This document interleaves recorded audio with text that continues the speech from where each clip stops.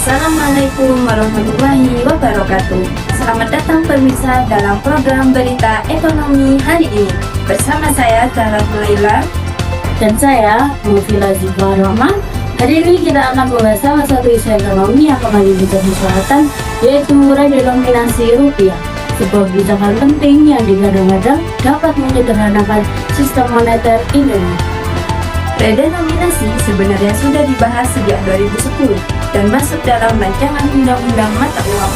Namun, hingga kini implementasinya masih menunggu waktu yang sangat tepat karena membutuhkan kondisi ekonomi yang stabil. Lalu, mengapa redenominasi dianggap penting dan bagaimana pengaruhnya terhadap moneter Indonesia? Kami akan mengulasnya lengkap untuk Anda.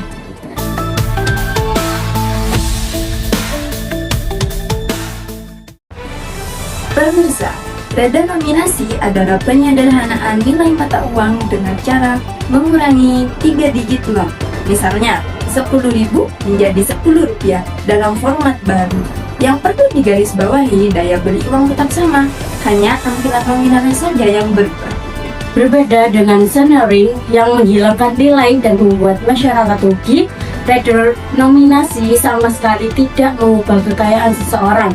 Sebagai contoh, gaji 4 juta rupiah dalam sistem baru akan ditulis menjadi 4.000 rupiah atau 4 rupiah saja, tetapi nilainya tetap setara. Bank Indonesia beberapa kali menyatakan bahwa tujuan utama redenominasi adalah efisiensi transaksi, penyederhanaan pencatatan, serta peningkatan citra rupiah di mata internasional.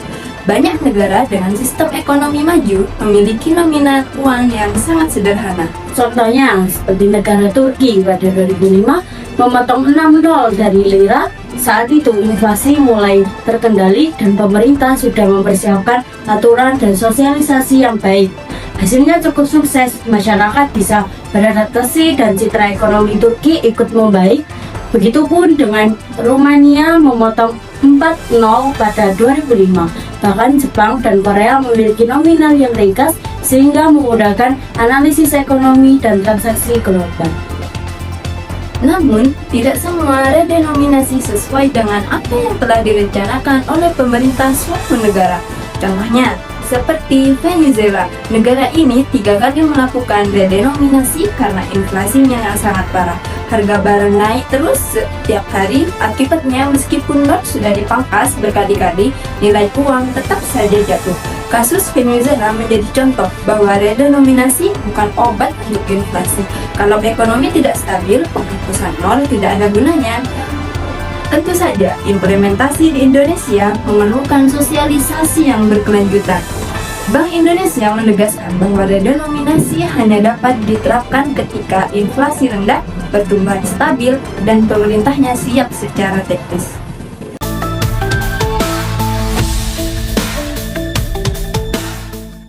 Pemirsa, mari kita bahas dampak positif dari rencana perekonomian terhadap moneter Indonesia.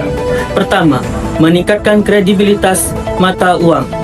Nominal rupiah yang panjang membuat Indonesia terlihat memiliki inflasi tinggi, meskipun faktanya inflasi kita relatif terkendali. Redenominasi membantu memperbaiki persepsi tersebut. Kedua, efisiensi dalam sistem pembayaran dan administrasi keuangan. Banyaknya nol membuat proses input data ke mesin kasir, pembukuan transaksi digital, bahkan perencanaan anggaran jadi lebih rumit. Dengan nominal baru, semua sistem itu akan lebih cepat dan aman. Ketiga, redenominasi akan mempermudah koordinasi kebijakan moneter, terutama dalam memantau inflasi. Dengan angka yang lebih ringkas, otoritas moneter lebih mudah melakukan analisis harga dan pergerakan ekonomi. Keempat, kebijakan ini juga dapat mendorong digitalisasi dan modernisasi sektor keuangan. Biasanya, negara yang menerapkan redenominasi sekaligus memperbarui sistem teknologi perbankan sehingga mendorong efisiensi nasional.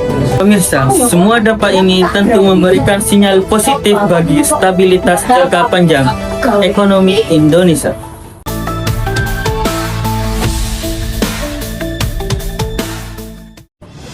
Meski memiliki dampak positif, ada beberapa tantangan yang harus diperhatikan sebelum Indonesia menerapkan redenominasi. Yang pertama, biaya penyesuaian sistem. Pemerintah dan pelaku usaha harus mengganti atau memperbarui mesin ATM, aplikasi kasir, sistem akuntansi, hingga pencetakan uang baru. Yang kedua, risiko salah persepsi masyarakat. Tanpa edukasi yang benar, masyarakat bisa mengira perubahan ini sebagai penurunan nilai rupiah atau bahkan kenaikan harga. Hal inilah yang sering terjadi di negara lain yang melakukan redenominasi terlalu tergesa-gesa. Yang ketiga, ada potensi inflasi psikologis. Pedagang bisa menaikkan harga secara diam-diam ketika banyak orang masih bingung dengan dua versi nominal, yaitu yang lama dengan yang baru. Keempat, Indonesia harus berada pada kondisi ekonomi stabil. Inflasi rendah, kestabilan politik, dan kepercayaan publik adalah kunci sukses redenominasi. Pemirsa, tantangan inilah yang membuat pemerintah sangat berhati-hati sebelum menerapkan kebijakan besar ini.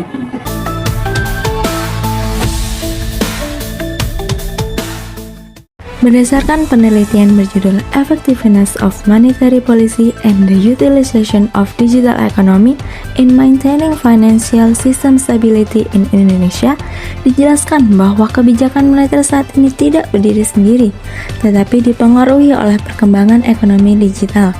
Penelitian ini menemukan bahwa e-money memiliki pengaruh timbal balik terhadap jumlah uang beredar, dan inflasi terbukti ikut terdampak oleh penggunaan e-money dan tingkat suku bunga. Penelitian ini menyimpulkan bahwa dukungan sistem pembayaran digital membantu kebijakan moneter menjadi lebih efektif dalam menjaga stabilitas keuangan.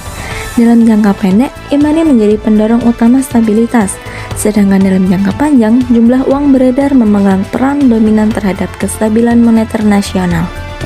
Temuan ini menjelaskan bahwa ketika sistem pembayaran menjadi semakin digital, dampak kebijakan moneter seperti suku bunga, inflasi, dan kontrol uang beredar tidak lagi sepenuhnya melalui mekanisme konvensional, tetapi bergerak lebih cepat melalui transaksi non-tunai. Kemudian pada penelitian kedua berjudul The Impact of Currency Redenomination of Economic Development, membahas redenominasi sebagai intervensi strategis yang tidak hanya dilakukan untuk mengatasi inflasi, tetapi juga sebagai sinyal kebijakan ekonomi baru dan upaya efisiensi transaksi. Penelitian tersebut menjelaskan bahwa redenominasi dapat menyederhanakan transaksi keuangan, memperbaiki persepsi stabilitas ekonomi, serta meningkatkan kepercayaan publik dan investor asing. Namun, penelitian juga menegaskan bahwa redenominasi dapat menimbulkan biaya transisi, perubahan sistem akuntansi, risiko persepsi publik, hingga dampak psikologis terhadap keputusan menabung dan berbelanja. Pada penelitian ini menunjukkan bahwa berbagai negara memiliki hasil berbeda dalam implementasinya. Ada yang berhasil seperti Brasil dan Turki, namun ada pula yang gagal seperti Zimbabwe dan Venezuela karena redenominasi dilakukan tanpa reformasi ekonomi secara menyeluruh. Jika dikaitkan dengan kebijakan moneter, kedua penelitian ini menunjukkan satu pesan utama, yaitu redenominasi bukan hanya mengganti angka, tetapi bagian dari strategi besar yang membutuhkan kesiapan sistem digital, stabilitas transaksi, dan kepercayaan publik. Penelitian tentang ekonomi digital menjelaskan betapa respon sistem pembayaran saat ini jauh lebih cepat dalam merespon kebijakan moneter. Sementara studi tentang redenominasi menunjukkan bahwa kebijakan ini hanya berhasil bila diikuti reformasi struktural dan komunikasi publik yang efektif.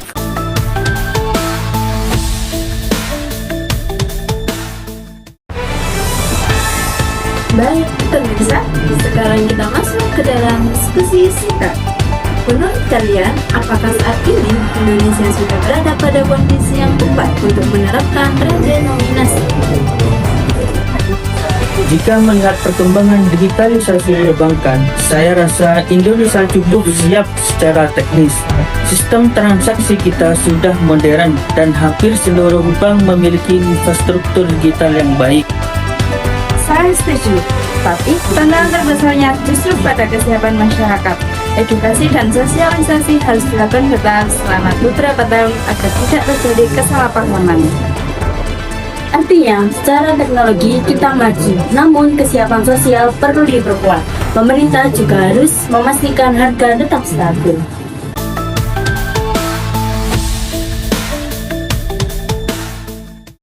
pemirsa, itulah pembahasan lengkap mengenai rencana redenominasi rupiah dan dampaknya terhadap moneter Indonesia. Semoga informasi yang kami hadirkan bermanfaat dan dapat menambahkan pemahaman Anda mengenai kebijakan ekonomi nasional.